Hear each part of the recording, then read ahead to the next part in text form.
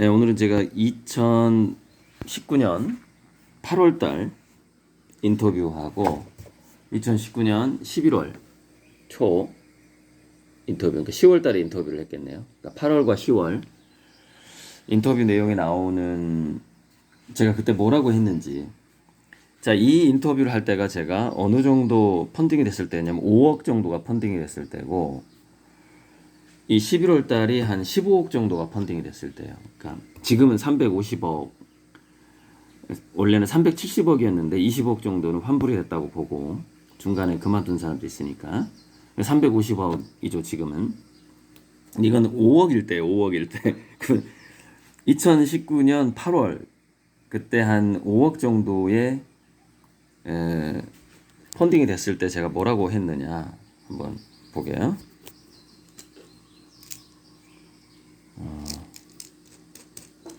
일단은 여기 멀티버스 얘기가 나오죠. 휴 에버렛의 다중우주의 개념. 제가 자주 얘기했지만 다중우주는 이중슬릿에서 출발했다. 토마스 영인가요? 그 실험을 했던 사람이 이중슬릿 실험에서 출발을 했고, 그래서 창조화력발전소의 로고가 이중슬릿이에요. 제 그림의 주제하고 바로 연결되는 것이죠. 그게 이제 휴 에버렛의 다세계 해석이라는 건데, 그러니까 이게 이제 평행우주예요. 그래서 휴 에버렛의 그 다큐멘터리를 제가 한 1시간짜리를 정말 여러 번 봤는데, 천재죠, 천재인데, 평행우주론이 하버드대에서 강의를 개설한 해가 언제냐? 1971년이에요. 정확히 50년이 됐습니다. 평행우주론이 당시에 그 엘리트에게 널리 알려진 게 벌써 50년이 지났다. 그만큼 우리가 얼마나 50년 전에 이 한국의 문화를 한번 생각해 보세요. 늦었지만 중요한 것은 한국에서 고리들이라는 작가가 그 어마어마한 평행우주론을 제대로 그리는 전 세계에서 유일한 작가라는 것. 유일하죠. 제가 여러 번 뒤져봤어요. 뒤져봤는데 눈동자의 우주를 그리는 사람은 저밖에 없었습니다.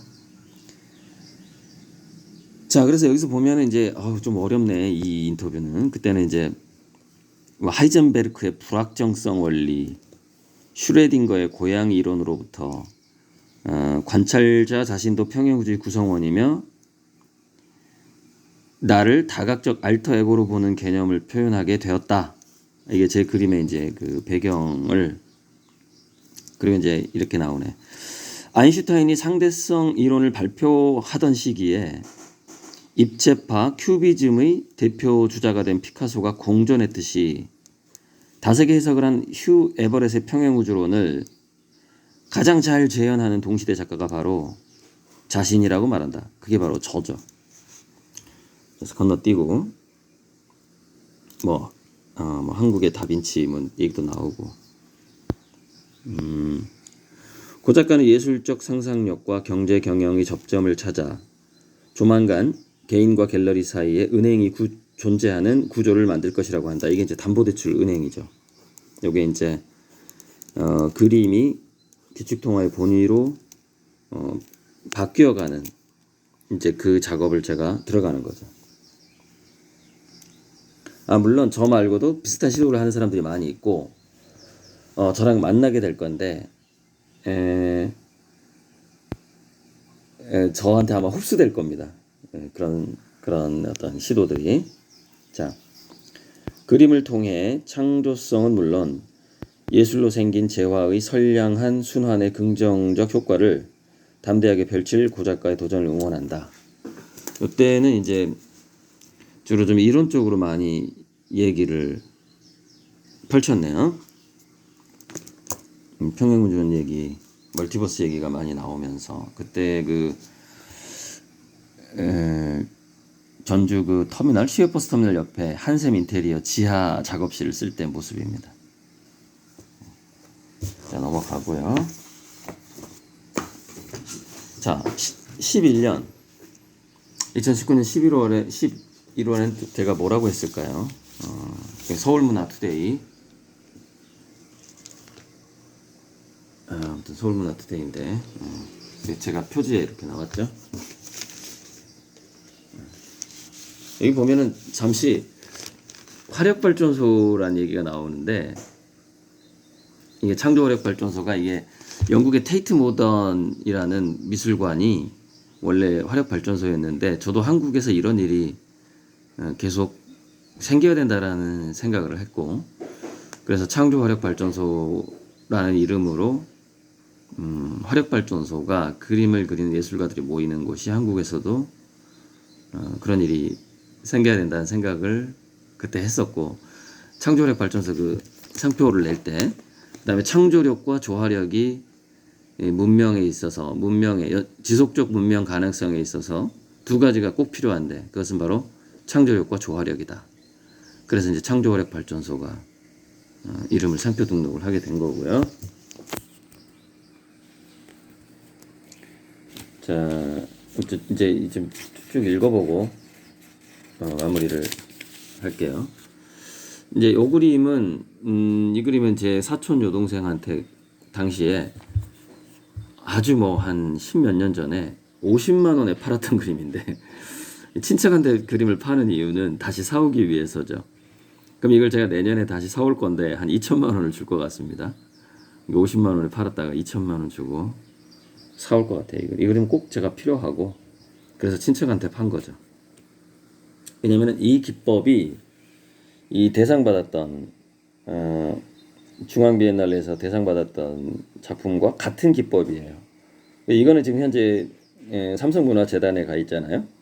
홍라이 여사 삼성문화재단에 가 있고, 같은 기법의 작품을 제가 하나 소장하고 있어야 되는데, 그래서 친척한테 사와야 되고, 이것을 다시 재현한다라는 것은 굉장한 시설이 필요하기 때문에 나중에 재현을 할 겁니다만. 자, 기자의 질문입니다. 여기 이제 서울문화투데이 기자의 질문. 예술과 인공지능 다른 분야 같으면서도 레오나르도 다빈치 같은 사람이 인체 해부도와 모나리자를 그리는 등 예술가이면서 과학자 발명가였다는 점을 보면 통하는 것 같은데, 그 예술가와 과학자의 관계를 어떻게 정의하느냐. 그럼 제가 뭐라고 답했을까요? 자, 인간의 두뇌는 언어를 주로 다루는 두뇌가 특정 문학 작품을 읽으면 중뇌와 간내의 호르몬들이 바뀐다. 또한 몸에 아픈 상처가 나면 그 상처와 관련된 언어들이 떠오른다. 언어와 감각이 분리되지 않는 것이다. 예술과 기술과 과학이 분리되지 않는 것도 마찬가지다. 튜브 물감 기술 없이 인상파 그림이 생길 수 없었다는 말이 있다. 기술적 생산품이 바뀌면 예술품도 바뀐다. 여기 이제 정치하고 경제, 그 다음에 사회, 그 다음에 테크놀로지는 다 연동돼 있어요. 그래서 이제 튜브 물감의 기술이 나오지 않았다라면은 야외에서 그림을 그릴 수가 없었기 때문에, 그래서 이제 인상파가 밖에 나가서 그림을 그릴 수가 없으니까, 그래서 인상파가 생길 수가 없었죠. 그래서 튜브 물감이라는 테크놀로지가 소사이어티에 영향을, 그 예술가의 사회에 영향을 주었다. 그리고서 이코노미, 경제에도 영향을 주게 되고, 그런 것들이 쌓이다 보면은 정치에 영향을 주게 되고, 그 PEST라는 그 연동된 현상이죠. 정치, 경제, 사회, 기술은 연동돼 있다. 과학 기술은. 자, 나는 과학을 중심으로 인문학 공부를 하면서 백남준을 의식했다. 첨단 과학 공부를 놓으면 첨단 예술가가 될 수 없고, 그럼 기분이 매우 나쁠 것 같았기 때문이다. 미술 공부에는 돈과 시간이 많이 든다. 예일대에서 미술 감상을 공부한 의대생들의 진단 능력이 좋아졌다는 연구가 있는데, 마찬가지로 과학을 공부하는 화가는 그림 그리는 감각이 남달라질 수 있다고 본다.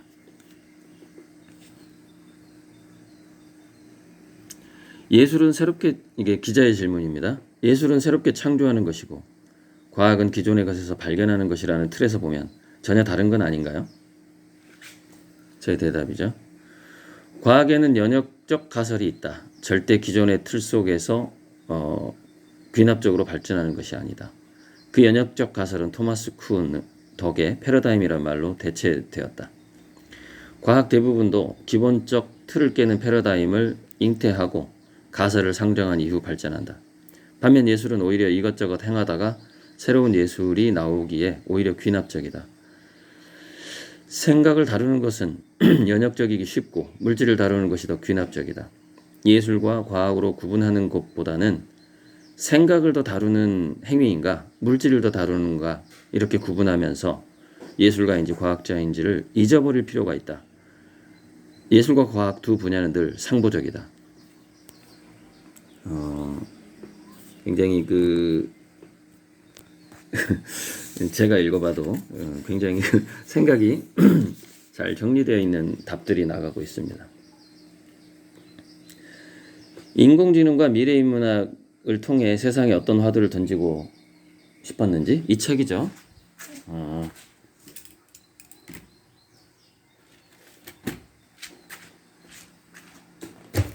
네, 이 책인데 잠시 이 책에 대해서 얘기를 하자면 제가 이제 2015년 가을부터인가 한국로봇산업진흥원에 자문위원을 해가지고 약 8번 서울에 가서 이제 우리나라의 4차 산업혁명과 인공지능과 로봇 정책을 앞으로 어떻게 해야 될 것인가 해서 뭐 윤리 분야, 보험 분야, 그다음 경제 분야 해서 쭉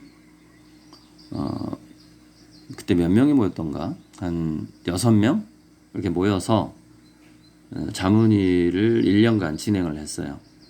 그래서 1년간 자문위를 진행을 해서 6쪽짜리 보고서를 그때 이제 문재인 정부 초창기에 제출이 됐고 그게 2016년이겠네요. 근데 그때 제가 뭐를 했냐면은 이 책을 한 권 써서 청와대하고 각종 관료들에게 전달을 해야 되겠다라고 생각하고 부랴부랴 원고를 써서 그 자문위를 하는 과정에 이 책의 원고 정리를 다 했습니다. 그래서 그 6쪽짜리 보고서하고 이 책이 아예 청와대에 전달이 됐어요. 그 나중에 몇 달 후에 내가 깜짝 놀랐는데 청와대에서 문재인 정부가 4차 산업혁명 AI 로봇 정책을 발표한 게 신문에 나온 거예요. 몇 달 후에. 그랬더니 85%가 제 원고야. 제가 쓴 거야. 그래서 그런 일이 있었어요. 그렇게 제가 자문위를 하면서 굉장히 빠른 속도로 이 책을 써서 그러니까 좀 어설프기도 할 텐데 이 책을 써서 이제 블록체인의 미래, 4차 산업혁명 우리 한국의 로봇 산업 정책은 어떻게 가야 되는가는 이 책이 없어요. 그거는 그 6쪽짜리 보고서가 있는데 그건 내 노트북에가 있으니까 나중에 언젠가 제가 공개해드리고. 자, 그래서 인공지능과 미래인문학을 통해 세상에 어떤 화두를 던지고 싶었는가 볼까요? 한국은 선진국 문턱에서 생존 경쟁이 심화되어 돈이 더 필요한 시점에서 자동화, 무인화로 정규직은 비정규직이 되고 그나마 알바들은 키오스크에게 일자리를 빼앗기고 있다. 일명 무인 자본주의 프레카리아트 전성시대가 되어가는 중이다. 프레카리아트 이거는 검색해보세요. 자, 최근 문재인 대통령이 발표한 한국의 인공지능 정책은 희망적이다. 자, 희망적이라고 했겠죠. 왜냐면은 제 원고가 거의 그대로 있었기 때문에. 고령화 해법과 취약계층을 위한 인공지능을 지향하지만 쉽지는 않을 것이다. 그러니까 시초는 좀 어렵죠. 2017년에 전달이 됐구나. 2017년에 한국로봇산업진흥원 자문위원으로 활동하며 책 한 권을 급히 써서 자문위원 보고서와 함께 인공지능과 미래인문학을 진흥원에 전달했다. 6쪽 보고서가 청와대에 들어가서 채택이 된 듯하다. 최근 문 대통령이 발표한 한국 인공지능 전략이 내 보고서 내 책의 주장과 거의 같다. 내 책이 던지는 화두는 노동이 시작되기 전의 에덴을 나름대로 상상하자는 것이다. 인간적 공동체를 만들어 구성하고 환경을 지키고 문화를 즐기면서 다시 아이처럼 새 놀이법을 늘 찾으면서 에덴으로 돌아가야 한다는 것이다. 인공지능의 지능은 기하급수적으로 좋아질 것이며 정밀한 로봇 가격이 갑자기 싸지면서 인간의 일자리를 차지할 것이다. 우리는 일자리 가뭄 사막에다가 놀자리 에덴 동산 정원을 건설해야 한다. 멋진 말입니다. 일자리 가뭄 사막에다가 놀자리 에덴 동산 정원을 건설해야 한다. 일반지능 AGI 시대의 인간은 어떻게 잘 놀 것인가를 고민하다가 또 놀고 또 고민하다가 놀고 그러면 되는 것이다. 동아리 활동으로 일상을 보내는 은퇴자들의 도시 미국의 선시티가 그 에덴 동산의 모델이 될 수 있다. 자, 근데 문제는 이 선시티는 고소득 연금을 받는 은퇴자들의 도시예요. 근데 이제 우리가 고소득 연금을 받는 전 국민이 받을 수가 없잖아요. 그래서 이제 고리방조가 필요한 건데 모든 사람이 이렇게 될 수가 없어서 자 넘어가고요. 기자의 질문. 평소에 책을 많이 읽는다고 한다. 수많은 책 중 책 선정 기준과 그림 주제와의 관련은 무엇이냐? 오랜만에 읽어보니까 재밌네. 저도 옛날에 뭐 이런 말 했는지 다 까먹는데. 신문과 잡지와 유튜브에 소개된 책들 중에서 내가 모르거나 개념이 모호하거나 또는 강의에서 구체적으로 다루고 싶은 책을 산다.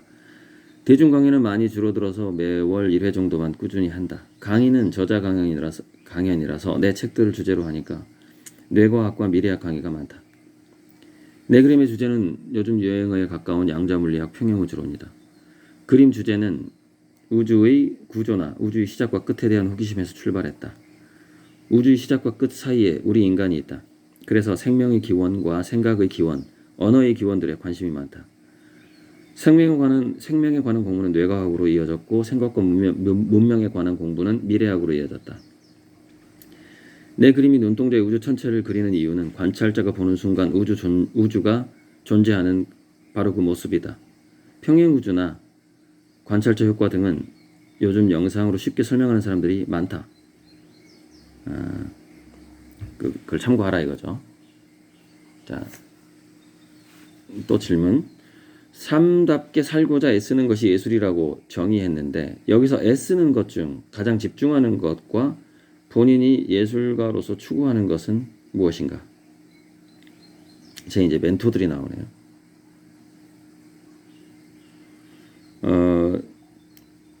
나는 전생에 묵자, 우임금, 지장보살과 친했거나 제자였다고 본다. 내 삶의 3대 멘토들이다. 그분들이 가치관이 나와 비슷하다. 내가 애쓸 일은 묵자의 평화, 우임금의 애민, 지장보살의 자비이다. 그런데 삶다운 삶은 역시 놀이하는 인간 호모 로덴스가 내 스승이다. 화폭 속에서 잘 노는 것이 내겐 삶다운 삶인데 문제는 놀자와 우임금, 묵자, 지장보살의 삶이 그리 어울리지 않더라. 그래서 결정 내린 것이 일단 그림이 잘 팔리는 화가가 되어 그림으로 놀면서 그림판 돈으로 멘토들의 모토를 실현하자는 결론에 이르렀다. 문화복지재단을 설립한 자선사업하는 화가가 되는 것이다. 예술과 자선사업이 잘 어울리는지는 모르겠다. 등등등 넘어가고. 노화가들이 자주 말하는 삶이 예술이라는 말은 무슨 의미일까? 이거 이제 황창배 선생이 옛날에 몽블루 와인 선전하면서 생활이 바로 예술입니다 했던 그 문구인데요. 자, 제 대답으로 이제 마무리네요. 거의 모든 분야에서 고수가 된 사람들은 영화 인셉션처럼 꿈인지 현실인지 구분하기 힘든 그런 경지를 맛보지 않은 사람이 없다고 본다. 예술계의 고수들도 아마 삶이 그림인지 연극인지 자기가 사람인지 귀신인지 신인지 동물인지가 애매모호한 느낌이 들기도 했을 것이다. 지금의 나도 겨우 50세에 그런 느낌이 서서히 들고 있다. 먼 훗날 본인의 예술세계 및 저서들, 연구 업적들이 어떻게 평가되고 기억되길 바라는지. 여기 질문인데 왜 이렇게 굵게 표시를 안 해놨네. 이거는 기자의 질문이네요. 저는 어떻게 평가되고 기억되길 바라는가 해서 이제 내 마지막 대답인데요. 자신의 호기심을 채우기 위해 노력한 학생이며 자기 그림과 즐겁게 제대로 놀아본 화가이면 좋겠다. 조금 더 욕심을 내자면 맑은 영감으로 선견지명의 능력이 좋았던 선지자로 평가받길 바란다. 네, 이상입니다. 그래서 지아트 2021년 7월 14일 기사에는 이제 이분이 우리 친삼촌입니다. 저하고 이렇게 공동 대표인데 노자의 소국과민 이야기를 했어요. 노자가 말하길 정말 행복한 이상향 유토피아는 누가 관리자인지 권력자인지를 모르는 작은 나라라고 했다. 지하트도 그렇게 되고 회원들이 노는 유토피아가 되길 바란다. 이게 제가 써낸 문구죠. 그리고 이제 이거는 이제 우리 삼촌이 써놓은 문구인데 끝으로 고 대표는 일량 이종상 선생의 액자 속에만 얼굴을 들이밀고 살지 말고 세상을 넓게 보는 미술을 해라 라는 말씀을 언급했다. 그러니까 우리가 골방 속에서 사과를 스케치하는 것도 예술이긴 하지만 진정한 문화예술이라는 것은 아까 뭐 정치, 경제, 사회, 그 다음에 테크놀로지, 과학기술이 분리되지 않듯이 우리 문화예술이라는 것은 그 전반적으로 그 네 가지에 다 영향을 주게 되어 있고 그 방아쇠, 뭐 이니셔티브, 모티베이션이 되게 돼 있고 특히 테크놀로지가 이제 그 미술 기법하고 관계가 되고 그 다음에 이 사회를 변화시키는 데 있어서 그 선시티 같은 경우에도 굉장히 많은 예술 동아리들이 있죠. 그 사회를 행복하게 만드는 데 있어서 문화예술의 역할이 굉장히 큽니다. 아무튼 이번 영상은 제 책 인공지능과 미래인문학을 홍보하면서 이렇게 마무리를 짓고 싶고, 참고로 이 책의 부제가 4차 산업혁명과 블록체인 공유경제 미래학인데 우리나라에서 블록체인이라는 이름이 들어가는 최초의 책입니다. 이 책이. 그때 이제 블록체인 혁명이라는 책을 우리 대학 후배가 번역하고 있을 때 제 브리핑을 받았고요. 내가 먼저 블록체인에 대해서 정의를 내려야 되겠다. 그래서 여기 보면은 블록체인과 미래인재의 조건 5가지. 그러니까 블록체인이 세상에 퍼졌을 때 인공지능과 블록체인이 동시에 퍼지거든요. 그때 미래인재의 조건은 과연 무엇인가? 이런 내용들이 이 책에 있습니다. 이상입니다.